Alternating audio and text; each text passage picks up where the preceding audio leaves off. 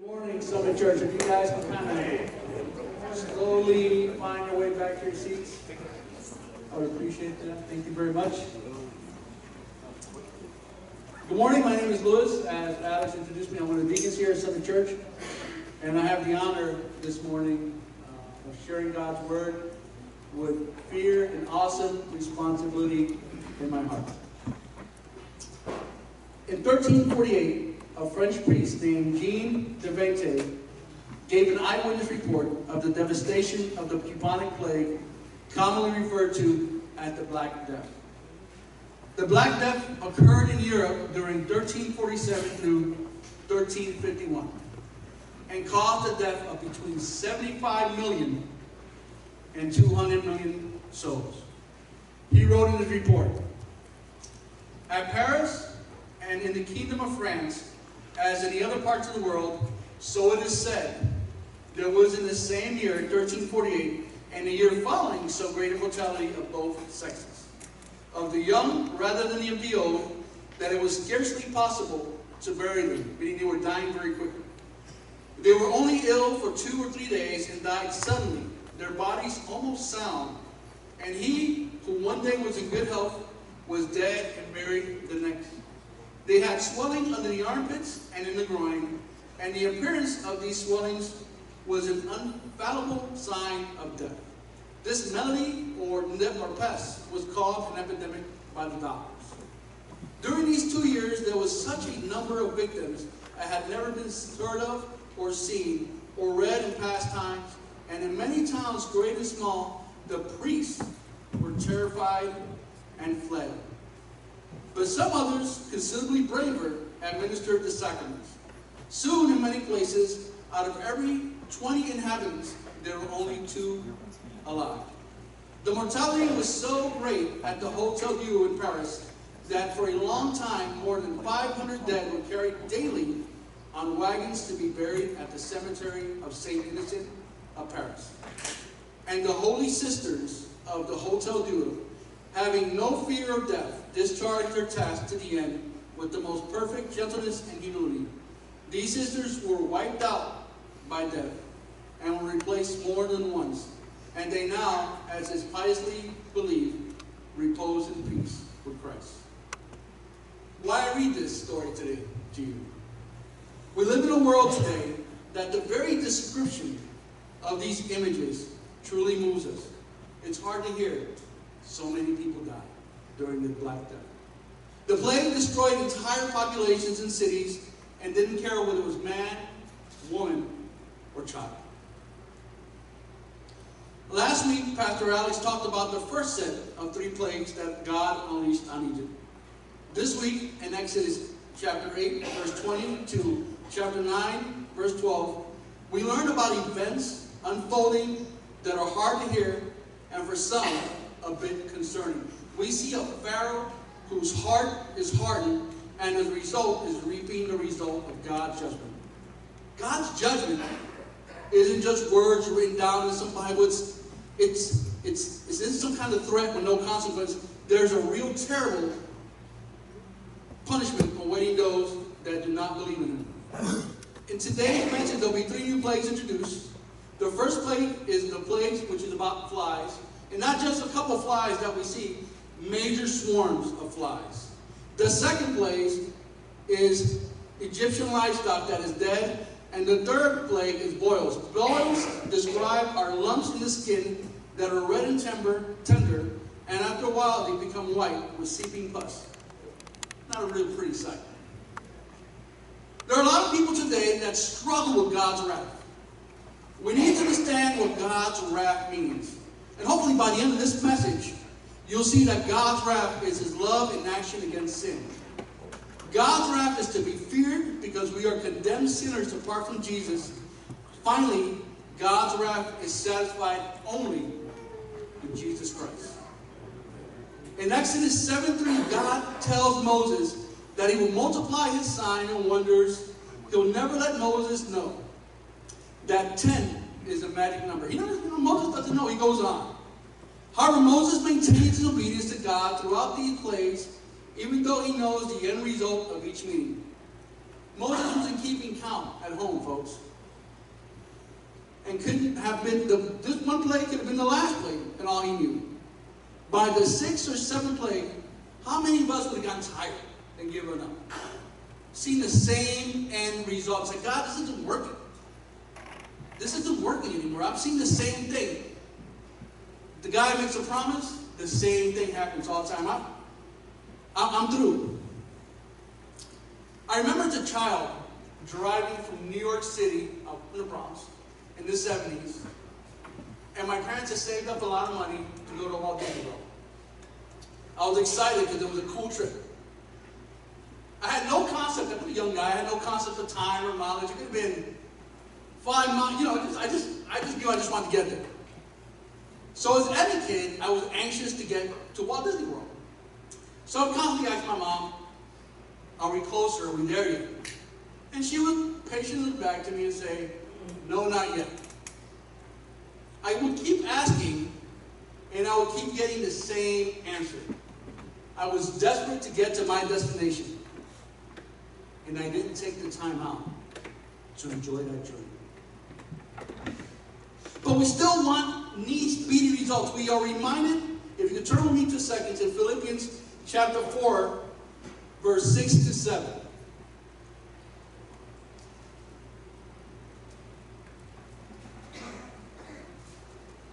Philippians chapter 4, verse 6 to 7. And it reads, do not be anxious about anything, but in everything, by prayer and supplication with thanksgiving. Let your requests be made known to God, and the peace of God, which surpasses all understanding, will guard your hearts and your minds in Christ Jesus. This verse tells us not to be anxious, but in all situations be prayerful. So while we are waiting for that answer, we should be praying and fasting. A lot of times we put our own selves in God's way. Some of the family, take a step back and let God work in your lives. Let's not be that impatient kid from the Bronx that didn't believe his mother because she kept on telling me, no, we'll be there. And I'm thinking, you're lying because I think I see lights over here. And let's take time out to slow down and listen for God's voice. We can choose to run ahead of God, as John Piper once said. Waiting on the Lord is the opposite of running ahead of the Lord. And it's the opposite of bailing out on the Lord. It's staying at your appointed place while He says stay, and it's going at His appointed pace while He says go. It's not impetuous and it's not despairing. How many times in my life have I failed because I wanted to do it my way? You guys remember the first meeting that Moses had with Pharaoh? It didn't go too well. Pharaoh ordered the slaves to find their own straws and to make brick. The second meeting that Moses had with Pharaoh went a lot better. What was the difference in the second meeting between the first meeting? Moses realized that this was never about him changing the heart of Pharaoh, but about being obedient to God and allowing God to work. Nothing's too big for God, no barrier, or we see from Moses, no excuses. All we have to be is willing to leave the excuses behind and let God move and work in our lives. God repeatedly reminds Moses to always start with, thus said the Lord. Reminding Moses it's about God's glory, and reminding Pharaoh that He is the true and only God. God's actions today have lasting effects. That was going on in Egypt wasn't just a simple event. What was going on wasn't just something for that time that was just going to be forgotten. The plague let future generations know who God powered. If you could turn with me for a second to Joshua chapter 2, verse 8 through 12. And if you're taking notes, you can turn. If not, you just want to take a note of that, that's okay too.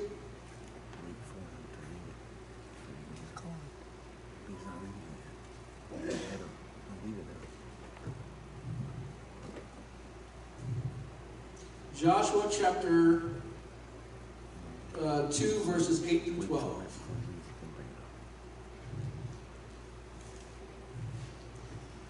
Before the men lay down, this is a story about Rahab.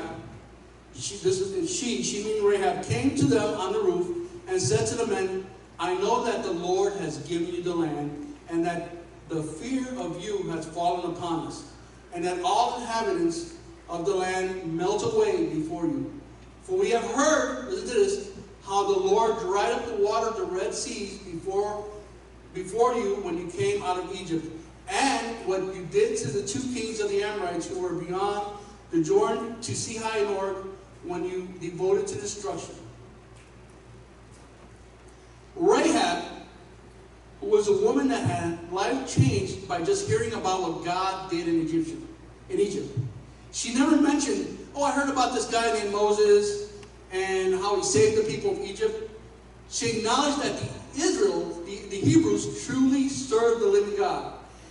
And you can turn to this one chapter in Acts 7, 17, 27 on your own time. You can go back and study it. Stephen speaks about Moses and what happened in Egypt just before he gets stoned to death. Why? What was so important about those events that a greater part of Stephen's speech revolved around what happened with Moses? Get this, Stephen's speech points us to the sovereign, abundant grace of God toward the rebellious sinner. Amen. But also to the dangers of hardening our hearts, sounds familiar, against God's grace, reminding us of God's power and His ultimate domain over our affairs. So if you can turn with me to Exodus chapter 8, verse 20 through 23, we're going to read about the first plague, which is the plague of the flies. So chapter 8, verse 20 to 23. I'll wait for you guys to get there. I kind of cheated a little bit. I'm already there.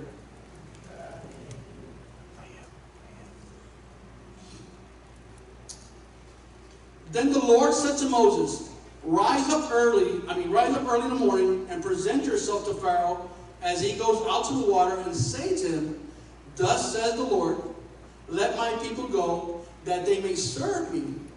Or else, if you will not let my people go, behold, I will send swarms of flies on you, and your servants and your people, and into your houses, and the houses of the Egyptians shall be filled with swarms of flies, and also the ground on which they stand. But on that day, I will set apart the land of Goshen, where my people dwell, so that no swarms of flies shall be there, that you may know that I am the Lord in the midst of the earth. Thus I will put a division, get this, between my people and your people. Tomorrow this sign will happen.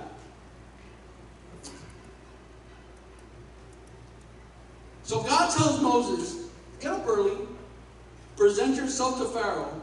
God's letting Moses know there's no time to rest. There's still a lot of work to get done. Listen, I'm guilty of this. There are times when I get home tired and I don't have to get ready for a small group or I have to study the Bible. And really, you know what I just want to do?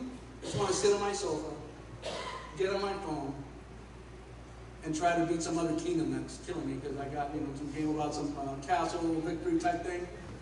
Or watch some TV, or watch a series that I'm watching. And the last thing in my head is to sit down and give some time to God.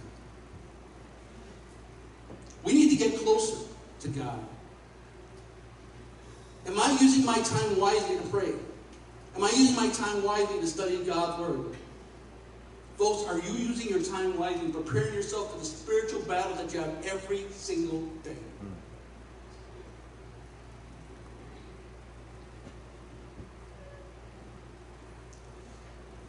During the plague of the flies in Exodus 8:22, we see God lets Moses know that the day of the flies, that he will set apart the land of Goshen where his people will dwell and will not be affected by the swarms of flies. The land of Goshen was just located east of the Nile in an area in the lower part of Egypt. Why was that so important? God wanted Pharaoh to know that he protects those that serve him. Just imagine yourself for a second in Egypt during the plague of the flies. First, there will be like this constant, irritating, buzzing sound. The flies would have flown into your ears, up your nose, in your eyes. Some of you, Ari, would have swallowed a few flies. The flies would have been in your food supply, would have been in the water supply. Maybe mistake, this plague would have been horrendous. Summit Church, are you still stuck in Egypt fighting off the swarm of flies? And every time you think you've got it under control, you say to yourself, I've killed a few pesky flies, then a bigger swarm shows up. Are you feeling the effects of God's wrath, or are you in Goshen safe? If you could turn with me for a second to Matthew chapter 25, verse 32 to 33.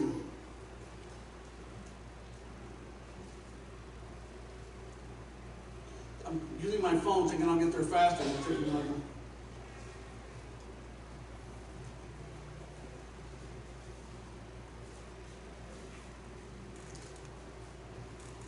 Matthew 25, 32 to 33.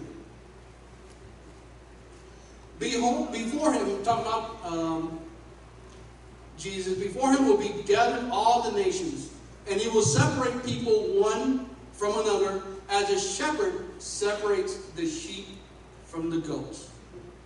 And he will place the sheep on his right and the goats on his left.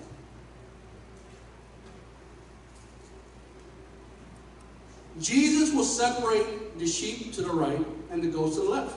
We see the same example with God separating his people from the Egyptians. The Hebrews were the sheep on the right side and were safe from God's wrath. Let me tell you something. If you're here today and you're wondering, am I a sheep or am I a goat? After service, come up here and see me, and we can talk about that and what that means. Pharaoh had enough of these flies, and he decided he was going to be slick. He decided he was going to be too smart for God. So he tells Moses, go sacrifice your God within the land. Pharaoh was meaning the land close to him. Moses said, we can't sacrifice around your land because it's abominable to your people, and they will stone us. So we have to go 3 days' journey into the wilderness. Pharaoh said, look, I'll let you go into the wilderness, but don't go too far away. Summit family, see what's going on here, right? Pharaoh was trying to pull a fast one on God. He's saying to God, look, okay, God, you got me. You got me good, you win. I'll let your people worship around here close. So after they worship and do what they need to do, they can come back here and continue working as slaves for me. God didn't tell Moses to let his people take a temporary leave of absence from bondage. He told his people, let my people go. Pharaoh was beginning to see the situation getting out of hand. The situation for him was getting real, and he needed a quick solution. Not a real solution from a repentant heart, but a quick fix for the moment at hand. How many of us, in the face of great turmoil in our lives, have we knelt down in desperation, tears falling from our eyes, with our hands held high in the heavens, begging God to intervene in the storm that we find ourselves? At that very moment, all we have left is our awesome power of God.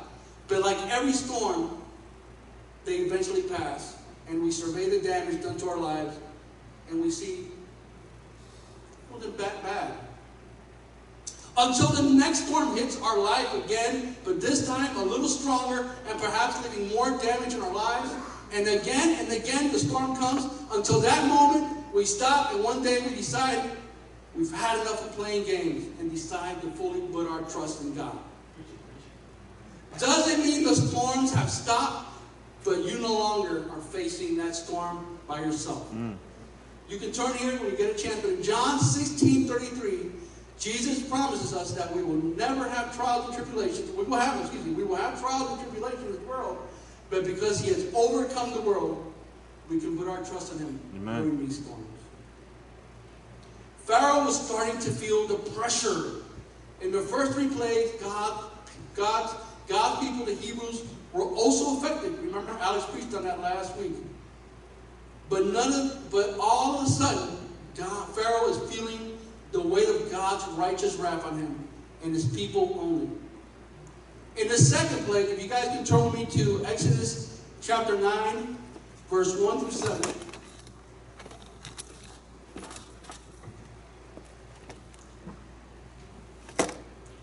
the second plague we're going to read about. Then the Lord said to Moses, "Go into Pharaoh and say to him, Thus saith the Lord, the God of the Hebrews, let my people go, that they may serve me. For if you refuse to let them go and still hold them, behold, the hand of the Lord will fall with a very severe plague upon your livestock that are in the field, the horses, the donkeys, the camels, the herds, and the flock. But the Lord will make," here we go again, "the Lord will make a distinction between the livestock of Israel and the livestock of Egypt, so nothing of all that belongs to the people of Israel shall die.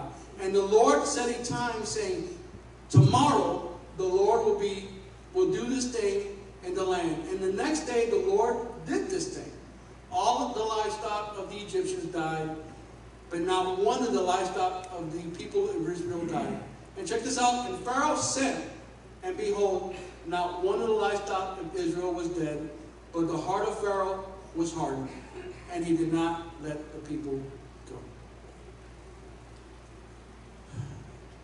God tells Moses to tell Pharaoh to let his people go, or the hand of the Lord will fall with a real severe plague upon his livestock, upon the livestock of Pharaoh and the Egyptians. Again, we see God let Pharaoh know that the livestock of his people, the Hebrew, will be protected, so that nothing belonging to his people will die. Again, we see God's people set apart for the plague. In Exodus 9:7, Pharaoh sent someone to check on the livestock of the Hebrews and was told that none of the livestock of God's people were affected. So he went to check, just to make sure this was true. And finally, if you guys can turn with me in chapter 9, verse 8. This is the last plague that I'm going to talk to you about today, the plague of the boils. So we're going to go chapter 9, verse 8 through 12.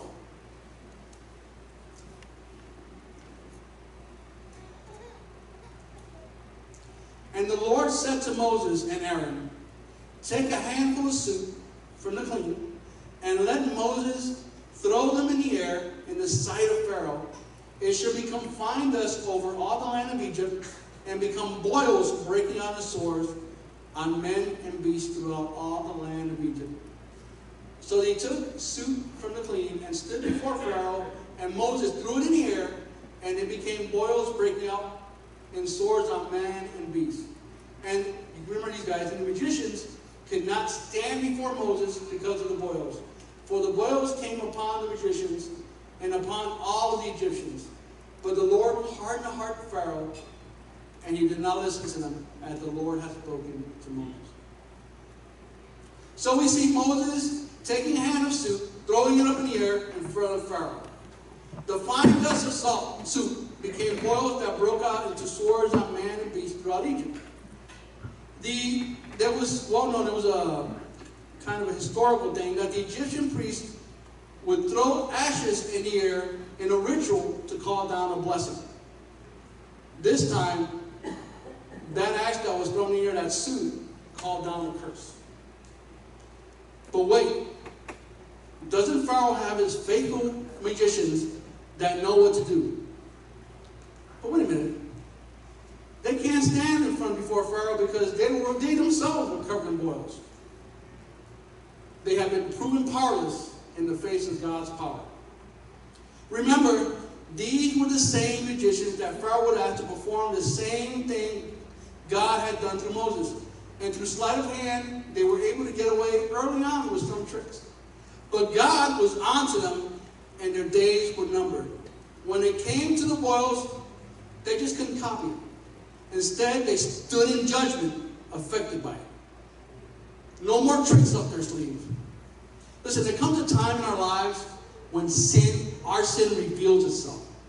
That very sin that is exposed affects not only us, but all those around us. We see in Exodus 9:11, we see that the magicians couldn't stand before Moses because of the boil. When sin is affecting our lives, instead of getting closer to God, we decide to get further away. Do we stay like the magicians, living life under sin, hiding in our shame? Or is there hope? Is there hope? As I talked to you early on about God's wrath is real. God's wrath is both terrifying for man, for the non-believer, and just. If I would end this message here with God's wrath, you would leave kind of like, wow, it's a heavy message. However, there is good news, and his name is Jesus Christ. In saving us from our own wrath, God has done what we could not do on our own. God has done for us what we don't deserve. Finally, Charles Spurgeon wrote it out like this. This is the doctrine that we preach. All honor is to be given to Christ, but if a man be lost, all the blame is to be laid upon himself. You will find all true theology summed up in these two short sentences. Salvation is all of the grace of God. Damnation is all of the will of man. Do you mind praying with me? Thank you, let's pray. Father, thank you for these truths today, Lord. Thank you for your word.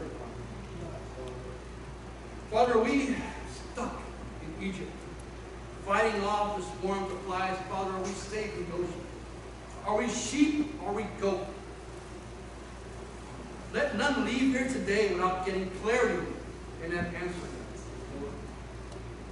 Father, we love you so much. And we thank you so much for your son, Jesus.